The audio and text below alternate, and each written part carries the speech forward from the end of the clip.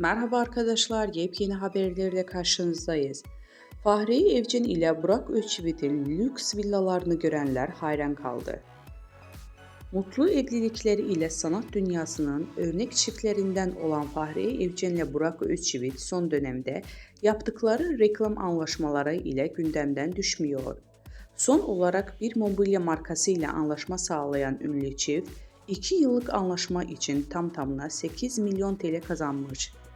Şimdilerde sosyal medya paylaşımlarıyla sık sık gündemde olan Fahriye Evcen, evinin salonunda paylaşım yaptı. Evcen'in paylaşımlarından lüks evi dikkat çekti. Gold ve krem rengi hakim olduğu evi görenler hayran kaldı.